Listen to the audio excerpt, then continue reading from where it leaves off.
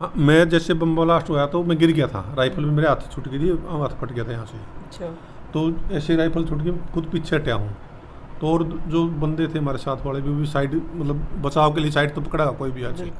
सारे दर्शकों ने प्रियंका कोहाड़ की राम राम और आज लेके आए हैं। आपने देखा होगा कि जिनकी बदौलत हम घर में सुरक्षित बैठे रहे हैं, जिन फौजिया की बदौलत हम मतलब अपने देश में सुरक्षित बैठे हैं, जो सीमा पर लड़े जा हैं और अपनी जान भी गंवा दे हैं। तो आज हमारे साथ है कृष्ण चंद्र फौजी, जिनसे बात करेंगे, जो बीएसएफ में थे, जिन्होंने अपनी एक पैर गंवा दिया है फौज में। तो इनसे बात करेंगे इनके संघर्ष की क्या कहानी थी, किस प्रकार से इनका पैर गया, वहाँ पर कितनी समस्याओं का सामना किया। तो एक फौजी के संघर्ष की कहानी हम लेके आए, क्योंकि बहुत सारे फौजी आपने देखा होगा कि सीमा पे लड़ते हैं, पैर गंवा देते हैं, हाथ गंवा देते हैं, लेकिन उनके संघर्ष कितना होता है, किस प्रकार से अपना जीवन व्यतीत करते हैं, कोई नहीं जानता उनके बारे में। लापता हो जाते हैं, पता ही नहीं चलता कब उन्होंने अपना पैर गंवाया, जान भी गंवा देते हैं बहुत सारे फौजी। चलो कुछों का पता चल जाता है कि शहीद हो गए हैं, लेकिन कुछों का पता ही नहीं चलता कि कहाँ चले गए, कब उनका पैर गंवाया, कब उन्होंने हाथ गंवाया और कब अपनी जान गंवाई। तो आज हमारे साथ है कृष्ण चंद्र जी, इनसे बात करेंगे। राम राम सर। राम राम जी। तो सर आपने मतलब फौज में अपना पैर गंवाया, बीएसएफ में थे आप? बीएसएफ में थे जी। तो मतलब ये वहाँ पे ड्यूटी के दौरान ही? ड्यूटी के दौरान। तो सर पूछना चाहेंगे आपसे कि किस प्रकार से हुआ ये हादसा? ये जी मिलिटेंटों ने ग्रेनेड थ्रू किया था, जो पीछे से मार्केट में 6-7 गलियों का, जो मीरा कदल है कि लाल चौक के साथ में ही श्रीनगर प्रॉपर सिटी के अंदर, अच्छा। वहाँ पर हुआ था ये। उन्होंने कहीं ग्रेनेड थ्रू किया, ये नहीं पता कहाँ से किया। अच्छा। हमारा तो जब फट गया उसके बाद ही पता लग गया ये बम ब्लास्ट हो गया है। सर कितने साल हो गए आपको, मतलब अब घर पे जैसे कितने साल की आपने नौकरी की? मैं नौकरी 20 साल नौकरी करी है, और मेरे 11 साल के बाद ये घटना घट गई थी। 10 साल इधर ही शहर में नौकरी करी। अभी 2008 से मैं रिटायरमेंट हूँ। रिटायरमेंट हो 2008 से। तो सर जिस टाइम पे आपके साथ ही घटना घटी तो आपको 11 साल हो चुके थे फौज में। तो सर मतलब जो 11 साल से पहले भी और जो 20 साल अपने को टोटल 20 साल जॉब किया आपने, तो उसमें मतलब आप थोड़ा हम जानना चाहते हैं कि किस प्रकार से संघर्ष रहा, क्योंकि फौजियों का जो जीवन होता है वो अलग ही होता है, और आप तो श्रीनगर में रहे हो। श्रीनगर के अंदर तो ऐसा है मैडम कि जो भी आदमी फोर्स के अंदर है, ये सवेरे का नाश्ता कर लिया तो हमारा को ये नहीं पता दोपहर का खाना नसीब में है कि नहीं है। निकल गए तो आएंगे कि नहीं आएंगे, वो उस परमात्मा ने पता है किधर से क्या आ जाएगा। हम तो टारगेट रहता है, ड्रेस वाला आदमी टारगेट रहता है, पहचान में आता है फौजी है, पुलिस वाला है। और सिविल आदमी होते हैं वो उसके अंदर गुड़े मिले होते हैं मिलिटेंट, वो पता नहीं होता कौन सा है किसका है। और सिविल आदमी को भी वो प्रेशर कर देते हैं, भाई तेरे बच्चे को मार देंगे या किसको मार देंगे, किसी से भी गलत काम करवा देते हैं वो मिलिटेंट। उस चीज़ का फोर्स वाले को नहीं पता लगता, वो प्रेशर करते हैं सिविल को भी, और फोर्स वाला तो टारगेट रहता है हमेशा। तो सर 24 घंटे अगर बात करें तो मतलब मौत सर पे मंडराती रहती है। 24 घंटे ड्यूटी जी, मतलब 18 घंटे तो नॉर्मल ड्यूटी पड़ती है श्रीनगर में। तो सर जैसे आपने वहाँ पे मतलब 11 साल आप श्रीनगर में रहे हो? नहीं 11 साल नहीं, मैं 5 साल श्रीनगर में रहा। 5 साल श्रीनगर में रहे। तो सर जैसे श्रीनगर में रहे तो वहाँ का तो माहौल उस टाइम पे तो और भी बहुत ज़्यादा खराब तो था। बहुत था जी। मिलिटेंट गाड़ियों के अंदर 2-2 राइफल लेकर डांस करते थे। हम 90 में गए हैं, तो पहाड़ी के ऊपर देखते थे, डांस करते थे वो, और फायर करके निकलते थे बाजार में से भी, वो कभी भी किधर से निकल जाते थे। तो सर जैसे वहाँ पे जो लोग रहते हैं उनका तो रहना बड़ा मुश्किल है। बहुत बुरा हाल है जी आम पब्लिक का वहाँ पे। देखें तो अपने यहाँ भी रह रहे हैं ना, तो बहुत सुकून की ज़िंदगी है ये। उनको रात को मिलिटेंट नहीं जीने देते, और दिन के अंदर देखो फोर्स की भी ड्यूटी है, वह कहीं आए हैं तो उनकी इंक्वायरी करनी फोर्स का भी काम है, तो उनकी तो बहुत हरासमेंट पब्लिक को भी बहुत ज़्यादा होता है। लेकिन सर मतलब फौजियों पे तो प्रेशर होता है उस चीज़ की छानबीन करने का। हाँ वो तो देखो ड्यूटी करनी है, ड्यूटी के लिए पूछताछ के लिए जाना पड़ेगा, तो उसमें हरासमेंट तो हुए हर एक आदमी। तो मतलब पब्लिक को साथ भी दे रही है मिलिटेंटों का, ऐसी बात नहीं। उस टाइम बहुत साथ दे रही थी। कोई भी मिलिटेंट अगर इकट्ठे किए, उसमें छानबीन करके ढूंढा उनको, जो एक आदमी उठा लिया ना उसमें शक के दायरे में थे, तो सारी पब्लिक उसके पीछे पत्थर मारने पर शुरू कर देती थी। पब्लिक और उसके ऊपर हाँ पब्लिक साथ देती थी उस टाइम का। सर देखो मतलब आपने मतलब 10वीं के बाद आपकी जॉब लगी थी? हाँ जी 10वीं के बाद जी। तो सर देखो उस टाइम पे तो मतलब 10वीं में मतलब 16 साल की उम्र होती है तकरीबन। हाँ मेरी 18 साल में भी 3 महीने बाकी थे उस टाइम। 3 महीने मैंने वेट किया। सीओ बोला क्या करेगा, अभी तेरी उम्र नहीं हुई। माँ सर क्या करें, वो तो है नहीं, खेती में कोई साधन भी नहीं है, ऐसा नहीं है, इसलिए उसके लिए मतलब कोई 3 महीने वेट कर, तेरा लेटर आ जाएगा। 3 महीने बाद मेरा लेटर आ गया था। उसके बाद फिर ट्रेनिंग शुरू हुई। हाँ जी। ट्रेनिंग में बहुत हार्ड होती है सर फौजियों की वो। देखो जी, हमें जमींदार में पूरा काम करके गए थे, मेरे को तो महसूस ही नहीं हुई। अच्छा। मेरा तो वेट बढ़ गया था बल्कि ट्रेनिंग में। जमींदार के बारे में वैसे मेहनती हुआ है। नहीं, सिर पे भरोटा डोया करते जी। पहले तो अच्छा। फादर भी ऐसे थे, मतलब पुराने आदमी से जाना है, मतलब जो रेडी बार गाड़ी होया करती नहीं, मतलब तेल लगा के चमासे में अंदर रख दिया करते, तो सिर पे डोया करते। जो अपनी ज्वार आ करती नहीं, बारिश होगी जुगर, उसमें कई बार तो ऐसा हुआ पैर फिसल जाता जुगर, तो नीचा बंदा ऊपर ज्वार की भरोटी, फिर उठ के फिर ठाली हुआ, फिर चल पड़न दे। मेहनत करी हुई है पहले हाँ से। जी। देखो सर, मतलब सुनने में कई बार तो ये ऐसा आ जाए कि मतलब फौज की ट्रेनिंग इतनी हार्ड हुआ, कुछ लोग तो छोड़ के भी आ जाए। शुरू में थोड़ी सी 1 महीना फीलिंग होती है आदमी को, उसके बाद दिक्कत नहीं है। ये थोड़ी बहुत मेहनत करके ना दिक्कत नहीं आती उसको। तो सर जैसे उसके बाद फिर ज्वाइनिंग होगी आपकी।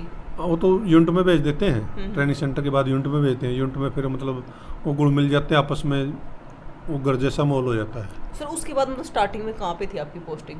मैं यहाँ से दिल्ली ट्रेनिंग करके मैं गया था अनूपगढ़ गंगानगर, तो सर पाकिस्तान बॉर्डर पे। वहाँ पे कैसा माहौल था? वहाँ पे माहौल जी नॉर्मल था, वहाँ ऐसी दिक्कत नहीं थी कोई, लेकिन नाके लगते थे, ड्यूटियाँ होती थी, मतलब दिन में भी रात में भी ड्यूटी। सर अगर बात करें, देखो आप हर जगह रहते हो, पहले आप वहाँ थे, उसके बाद आप श्रीनगर में थे, फिर हिसार थे, तो मतलब ज़िंदगी का कैसा एक्सपीरियंस रहा? ये तो जी इतना संघर्ष था उस टाइम, तो बहुत ही ज़्यादा। अब तो ये फेंसिंग लग गई है, बहुत फ़र्क हो गया है। उस टाइम खुला था, सवेरे पता लगता था भाई यहाँ से निकल गए वो, ऊँटों के निकल जाते थे, पशु निकल जाते थे, बहुत बुरा हाल था उस टाइम। तो फेंसिंग के बाद थोड़ा हाँ बहुत बचाव हो गया है। तो जिस टाइम आपके साथ ये हादसा हुआ श्रीनगर में जी जी, तो मतलब आपको पता था उस टाइम पे हादसा हुआ कि मेरे साथ ये हो चुका है? हाँ, मैं जैसे बम ब्लास्ट हुआ तो मैं गिर गया था, राइफल भी मेरे हाथ से छूट गई थी, हाथ फट गया था यहाँ से। अच्छा। तो ऐसे राइफल छूट के खुद पीछे हटा हूँ, तो और जो बंदे थे हमारे साथ वाले भी साइड, मतलब बचाव के लिए साइड तो पकड़ा कोई भी आज, किसी भी डिफेंस में कोई भी हो, खुद बचाव करके जब भी कोई का एक्शन लेगा। तो मैं बोले फिर आवाज़ मारी भाई ले जाओ, अब तो जो होना था वो लिया माँ। तो सर उस टाइम में मतलब किसी की डेथ भी हुई वहाँ पे? नहीं, डेथ नहीं हुई किसी की भी, इंजोर हुए थे हम 12 आदमी। 12 आदमी? हाँ। तो सभी के साथ मतलब ऐसा ही हुआ, किसी के हाथ पे? किसी नहीं, हमारे 2 आदमी के पैर, एक के दोनों पैर गए, राजस्थान का था, नागौर डिस्ट्रिक्ट का था, उसके दोनों पैर गए, रामनिवास रामनिवास, और उसके बाद मेरे थे। फिर ड्राइवर को भी ये पूरी इप चली गई थी उसकी, काफ़ी दिन में ठीक हुआ है वो भी। जी सर, जैसे आप बता रहे हो कि उसके बाद भी मतलब आप होश में थे। हाँ। और आपको पता है कि आपका पैर दोनों मैं डैमेज हो रहे हैं। सिर से कपड़ा खोल के बांधा पैर के मैंने। अच्छा सर, देखो मतलब वो है ना, जिंदा दिली है। अगर आपने नहीं तो मतलब नॉर्मल इंसान बात करें तो वैसे ही घबरा के बेहोश हो जाए। क्यों, ये घटना हमारे बीच में पहले घट रही थी कई। अच्छा। दोस्तों के साथ किसी के गोली लगी, किसी को कुछ हो गया, मतलब ये चीज़ें देख चुके थे आंखों के सामने। और हिम्मत भी वो परमात्मा ही देता है किसी को, ये तो है नहीं भाई खुद हिम्मत बढ़ाता है कोई, वो भी हिम्मत कुछ तो नेचुरली देख देख के होगी हिम्मत, और कुछ वो परमात्मा देता है हिम्मत आदमी को। तो सर उस टाइम पे तो मतलब होश में थे, उसके बाद फिर आपको हॉस्पिटल ले जाया गया? मेरा खून निकलने के बाद बेहोश हुआ हूँ मैं। अच्छा। एम्बेसडर गाड़ी में पहले तो जिप्सी में डाला, उसके चारों टायर फटे हुए थे, बाकी बंदों को ले गए, बैंकर होता है जो बुलेट प्रूफ, वहाँ बाकी को उसमें ले गए। फिर मैंने आवाज़ मारी भाई मैं तो अंदर छोड़ दिया, मेरे को ले जाओ। फिर इंस्पेक्टर था, उसने उठाया दूसरी गाड़ी, सिविल गाड़ी पकड़ी, तो वो लेके गया।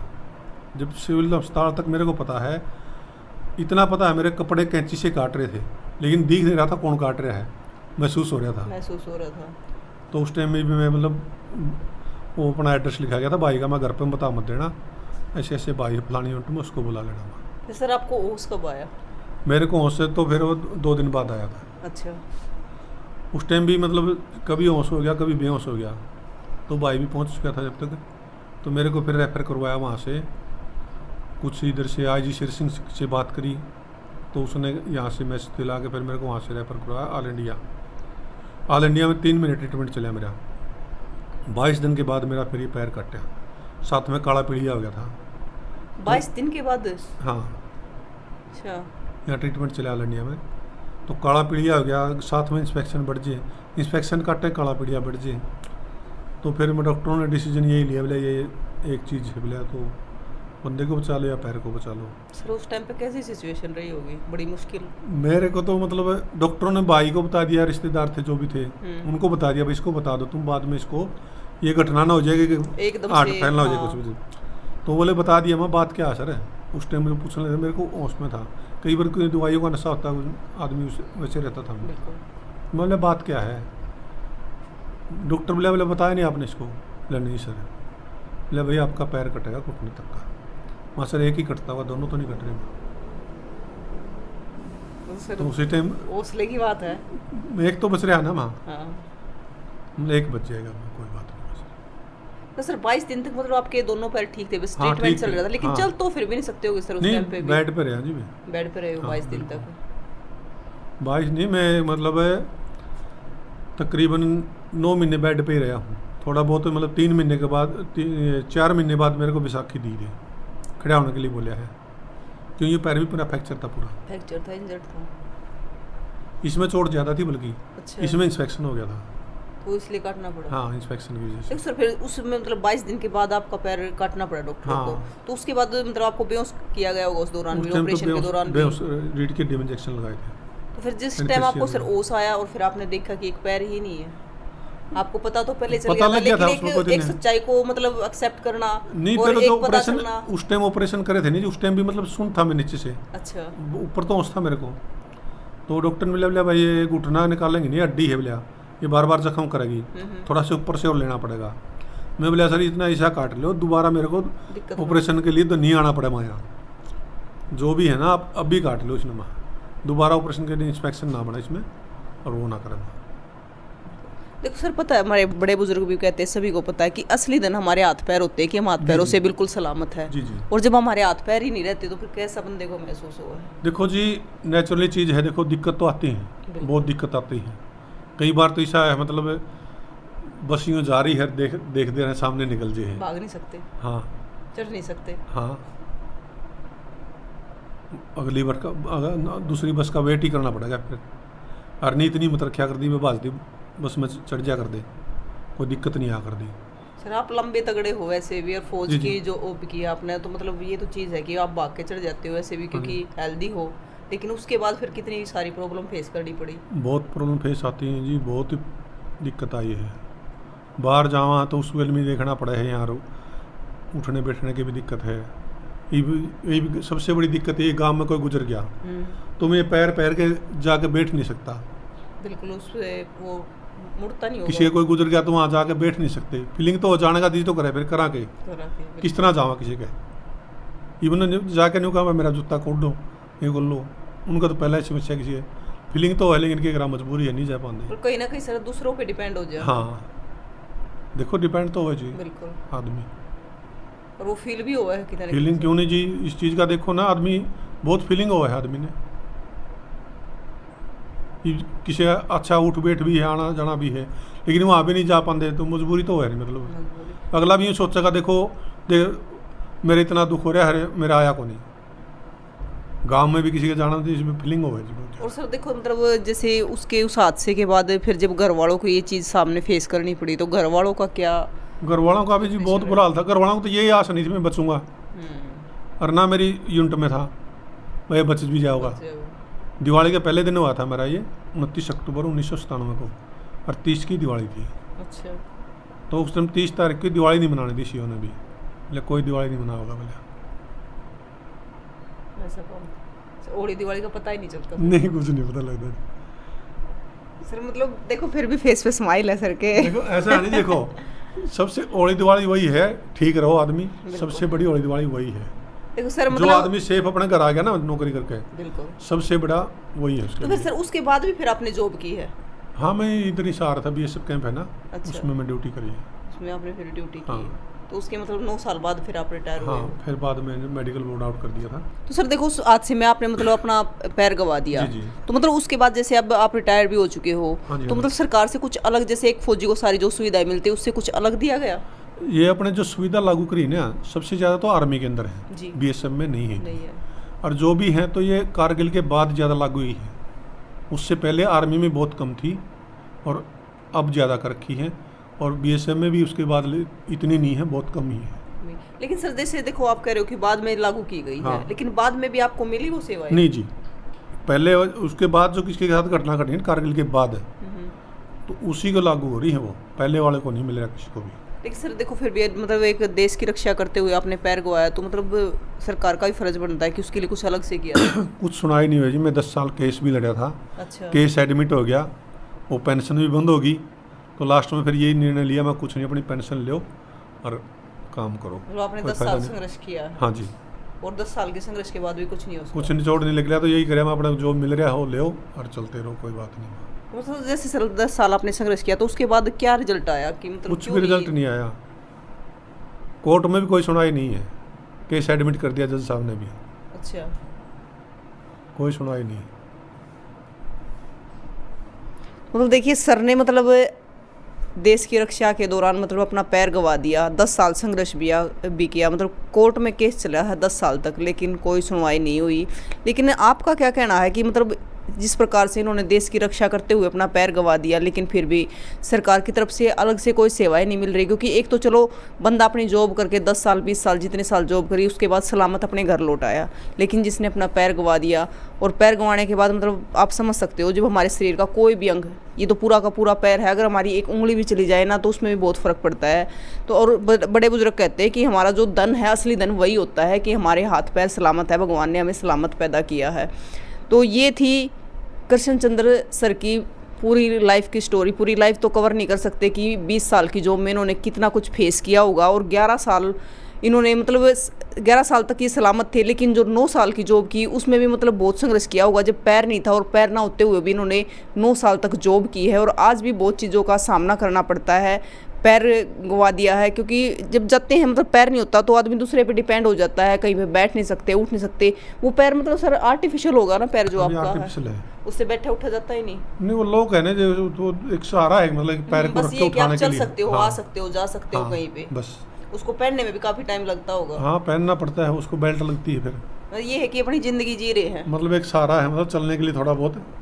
वो कहते हैं जैसे अंधे को लाठी का सहारा, बस वो सहारा है लाठी का जी साथ में।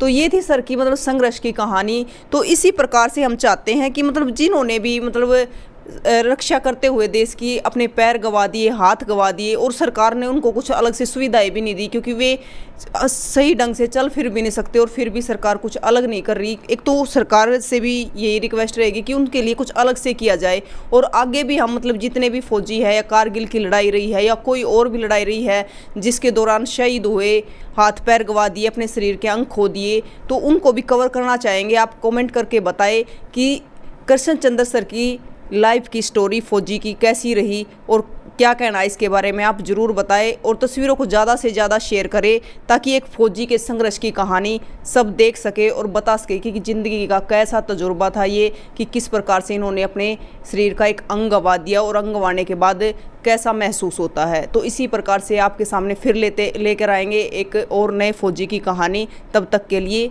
जय जवान, जय किसान, जय हिंद।